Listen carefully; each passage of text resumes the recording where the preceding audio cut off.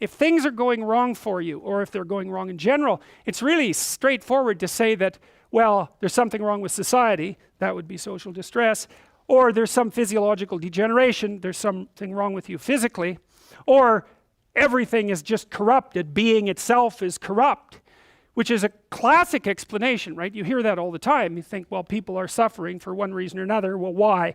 Well, there's something wrong biologically, or society is corrupted and everything is unfair. Nietzsche says, no, you're not going to get away with that. First he says, ours is the most honest and compassionate age, comparing modern civilization, let's say, to everything that has come before it. So speaking of corruption is not something you can do lightly. And then he says, and this is remarkable, distress, whether psychic, physical, or intellectual, need not at all produce nihilism. That is the radical rejection of value, meaning, and desirability. Such distress always permits a variety of interpretations. Well, that's a rough one. It's like, well, you had a rough childhood. Well, someone else who had your childhood might not have drawn those conclusions. So here's an example. You know that most people who abuse children were abused by as children, right? But most people who were abused as children do not grow up to abuse children. And you can figure that out arithmetically, because if it was the case that everyone abused grew up to abuse, in about 4 generations everyone would be being beat to death in childhood as a matter of course, because it would spread exponentially. That isn't what happens. It dampens. And why is that? Well, if you're bullied as a child, we could say, well, you could draw 2 conclusions, causal conclusions. Being bullied caused me to be a bully. Fair enough, man, that's an understandable story. How about being bullied caused me not ever to be a bully? Well, why is that any less reasonable a conclusion? It's frequently one that people draw, and since the 2 opposite conclusions can be drawn from the same set of experiences, you cannot say that the experiences caused the conclusions. And that's Nietzsche's critique of, say, sociological or psychological determinism with regards to the optimism or pessimism of your worldview. Such distress always permits a variety of interpretations. Right. Rather, it is in one particular interpretation, the Christian moral one, that nihilism is rooted. The end of Christianity, at the hands of its own morality, that was the development of the sense of truth, which cannot be replaced, which turns against the Christian God. The sense of truthfulness, highly developed by Christianity, is nauseated by the falseness and mendaciousness of all Christian interpretations of the world and of history. A remarkable claim. And then this one's even worse. It's absolutely brilliant, I think. Rebound from God is truth to the fanatical faith, all is false. That's nihilism, an act of Buddhism. And Nietzsche explains that. And this is, you know, I talked to you guys a little bit about the idea of the game and the metagame, you know, the metagame being the set of all games. Nietzsche draws on a conception like that for this criticism, because he says when you lose faith in something, and that happens to people very frequently, when you lose faith in something, because you're human and because you can abstract, it's not only that you lose faith in that thing, that person, that system. The fact that you've lost faith in that indicates to you that it's possible to lose faith in anything, in every system, in every person. Once burnt, forever shy.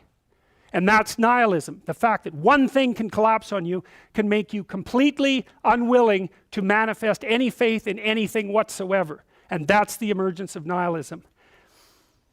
The end of the moral interpretation of the world, which no longer has any sanction after it has tried to escape into beyond, leads to nihilism. Another critique of Christianity embedded in that sentence, he said, well, Christianity needed to be destroyed even by itself because it put so much emphasis on the afterworld, on heaven, that it forgot completely about life now and here. And because of that, needed to be destroyed, because life here is sufficiently rife with suffering, so it needs to be addressed. And people, it's wrong, it's incorrect to inform people that they should wait for some hereafter and justify their suffering in that manner. And so he would say, in some sense, that even the idea of compassion, which is central to Christianity, is also one of the reasons why Christianity collapsed under its own weight. The untenability of one interpretation of the world upon which a tremendous amount of energy has been lavished awakens the suspicion that all interpretations of the world are false. Well, so what? You might say, well, so what if you don't believe in anything? Well, I would take a neuropsychological approach to that. most of the positive emotions, dopaminergic. It's a consequence of the manifestation of the exploratory system that has its roots in the hypothalamus, a very ancient part of the brain. It's the same part of the brain that cocaine and heroin, all the drugs that people like to abuse, the drugs that are exciting, not the drugs that are calming, it activates that system. It's the system that's activated when something exciting happens to you or when something novel happens to you. But more importantly, it's the system that's activated when you're pursuing a goal and you see that you're moving towards the goal. So what does that mean? No goal, no positive emotion.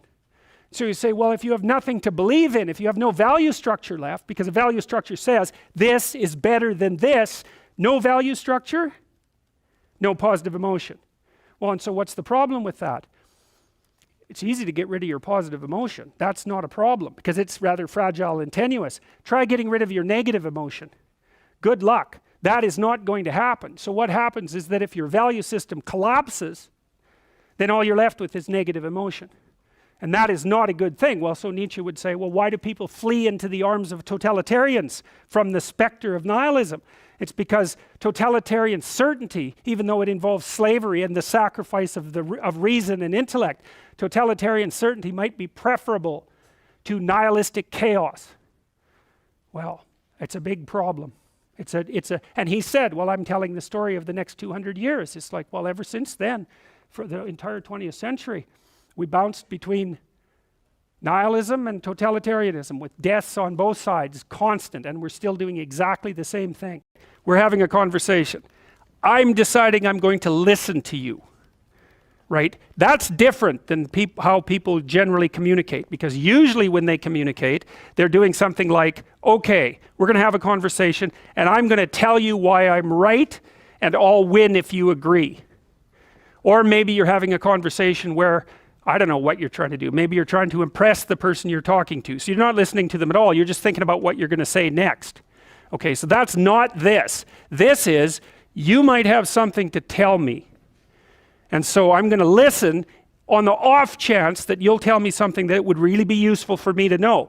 And so you could think about it as an extension of the Piagetian, Piaget talked about the fundamentally important element of knowledge being to describe how knowledge is sought, the process by which knowledge is generated.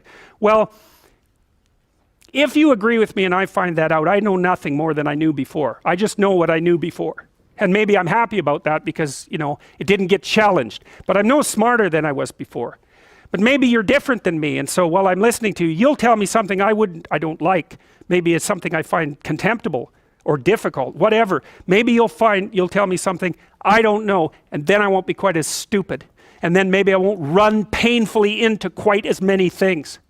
And that's a really useful thing to know, especially if you live with someone and you're trying to make long-term peace with them, is they're not the same as you. And their way they look at the world and the facts that they pull out of the world aren't the same as your facts. And even though you're going to be overwhelmed with the proclivity to demonstrate that you're right, it is the case that two brains are better than one. And so maybe 9 of the 10 things they tell you are dispensable, or maybe even 49 out of 50, but one thing, all you need to get out of the damn conversation is one thing you don't know.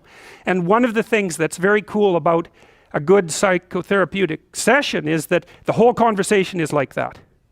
All you're doing is trying to express the truth of the situation as clearly as possible. That's it. And so now Roger's proposition, and I'll tell you why he derived it, was that if you have a conversation like that with someone, it will make both of you better. It'll make both of you psychologically healthier. So there's an implicit presupposition that the exchange of truth is curative. Well, that's a very cool idea. I mean, it's a very deep idea. I think it's the most profound idea. It's the idea upon which Western civilization, although not only Western civilization, is actually predicated. The idea that truth produces health. But for Rogers, that was the entire purpose of the Psychotherapeutic Alliance. You come to see me because you want to be better. You don't even know what that means necessarily, neither do I. We're going to figure that out together. But you come and you say, look, things are not acceptable to me, and maybe there's something I could do about that. So that's the minimal precondition to engage in therapy. Something's wrong, you're willing to talk about it truthfully, and you want it to be better. Without that, the therapeutic relationship does not get off the ground. And so then you might ask, well, what relationships are therapeutic? And the answer to that would be, if you have a real relationship, it's therapeutic. If it isn't, what you have is not a relationship. God only knows what you have. You're a slave, they're a tyrant, you know, you're both butting heads with one another. It's a primate dominance hierarchy dispute. Oh, I don't know, you're like two cats in a barrel, or two people with their hands around each other's throats. But what you have is not a relationship. So, all right. We may say that the greater the communicated congruence of experience, awareness, and behavior on the part of one individual, that's a reference to the same idea that I was describing with regards to Jung. So let's say you come and talk to me and you want things to go well. Well, I'm going to have to more or less be one thing, because if I'm all over the place, you can't trust any continuity in what I say. There's no reason for you to believe that I'm capable of actually telling you, I'm capable of expressing anything that's true. So the truth is something that emerges as a consequence of getting yourself lined up and beating all the, what would you call, all the impurities out of your soul, for lack of a better word. You have to be integrated for that to happen, and you do that at least in part by wanting to tell the truth. The more the ensuing relationship will involve a tendency towards reciprocal communication with the same qualities. So one of the things, I've been quite influenced by Rogers, one of the things I try to do in my therapeutic sessions is, first of all, to listen, to really listen. And then while I listen, I watch, and while I'm listening, things will happen in my head. You know, maybe I'll get a little image of something, or I'll get a thought or a question will emerge, and then I'll just tell the person what that is. But it's sort of directionless, you know, it's not like I have a goal, except that we're trying to make things better. I'm on the side of the person, I'm on the side of the part of the person that wants things to be better, not worse. And so then those parts of us have a dialogue, and the consequence of that dialogue is that certain things take place, and then I'll just tell the person what happened. And it isn't that I'm right. That's not the point. The point is that they get to have an hour where someone actually tells them what they think. Here's the impact you're having on me. You know, this is making me angry. This is making me happy. This is really interesting. This reminds me of something that you said an hour ago that I don't quite understand. And the whole point is not for either person to make the proposition or convince the other that their position is correct, but merely to have an exchange of experience about how things are set up. And it's extraordinarily useful for people, because it's often difficult for anyone to find anyone to talk to that will actually listen. And so another thing that's really strange about this listening is that if you listen to people, they will tell you the weirdest bloody things so fast you just cannot believe it. So if you're having a conversation with someone and it's dull, it's because you're stupid. That's why. You're not listening to them properly, because they're weird. They're like wombats or albatrosses or rhinoceroses or something. Like, they're strange creatures. And so if you were actually communicating with them and they were telling you how weird they really are, it would be anything but boring. So, and you can ask questions. That's a really good way of listening. But, you know, one of Roger's points is, well, you have to be oriented properly in order to listen. And the orientation has to be, look, what I want out of this conversation is that the place we both end up is better than the place we left. That's it. That's what I'm after. And if you're not after that, you got to think, why the hell wouldn't you be after that? What could you possibly be after that would be better than that? You walk away smarter and more well-equipped for the world than you were before you had the conversation, and so does the other person. Well, maybe if you're bitter and resentful and angry and anxious and, you know, generally annoyed at the world, then that isn't what you want. You want the other person to walk away worse, and you too, because you're full of revenge. But, you know, you'll get what you want if you do that. So we know from our research that such empathic understanding, it's already defined that. I want to hear you. I want to hear what you have to say so we can clarify it and move forward.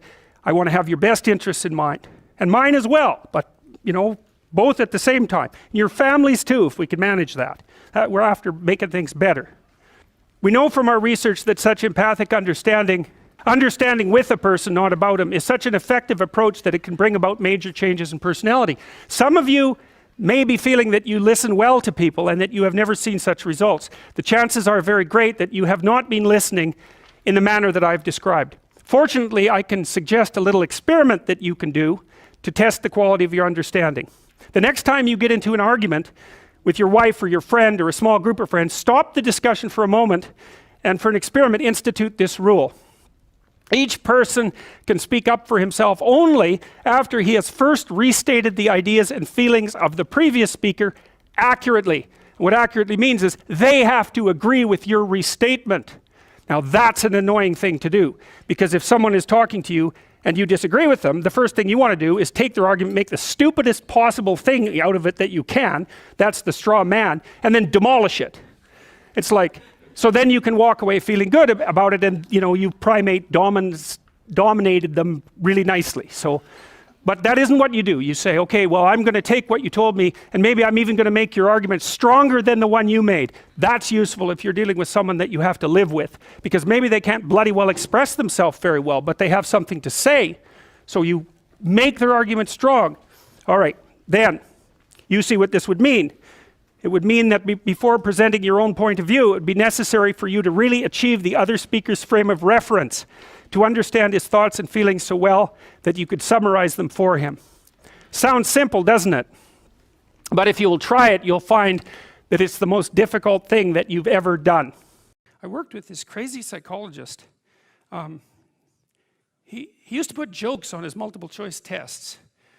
He was a really eccentric guy, but I really liked his courses. He taught a course on creativity, and he was also a prison psychologist, and he was an eccentric guy, and he, for some reason, liked me, and maybe because I was eccentric too, and he invited me to go out to the Edmonton maximum security prison with him a couple of times, which I did, and that was a very interesting experience, because I was trying to figure out what role each individual's behavior bore to the pathology of the group. It was something like that. And I went out there and I met a little guy, smaller than me. I was a little bigger by then. And he was a pretty innocuous guy. And what had happened was I was out in this gymnasium. It looks like a high school, a prison, which is really quite telling in my estimation. And there were all these like monsters in there weightlifting, and like they were monsters. I remember one guy was tattooed everywhere, and he had like a huge scar running down the middle of his chest. It looked like someone had hit him with an axe, and you know, and I was in there, and I had this weird cape that I used to wear that I bought in Portugal, and some boots that went along with it. And yeah, it was like an 1890s Sherlock Holmes cape, and it was really like it was from the 1890s, because this little village was up on a hill. It was a walled city on a hill, and they sold these things, and I don't think they'd changed the style since 1890, and so I thought they were really cool, and so I was wearing that, which wasn't perhaps the most conservative garb to don if you're going to go to a maximum security prison. So anyways, I was in the gymnasium, and the psychologist left, and God only knows, I mean, that's what he was like, and all these guys came around me, you know, and they were offering to trade their prison clothes for my cape, and it was it was like I was being made an offer I couldn't refuse, you know, and so I didn't really know what to do. And then this little guy said something like that the psychologist sent me to come and take you away, or something like that. And so I thought, well, better this little guy than all these monsters. So we went outside the gym through some doors, like school doors. We went outside the gym into the exercise yard, I guess, and we were wandering along, and he was talking to me, and he seemed like a kind of an innocuous guy. And then the psychologist showed up at the door and motioned us back, hey? And so, which was kind of a relief. And so I went into his office, and he said, you know that guy that you walked out in the yard with? And I said, yeah. He said, he took 2 cops one night, and he had them kneel down, and while they were begging for their lives, he shot them both in the back of the head. And I thought,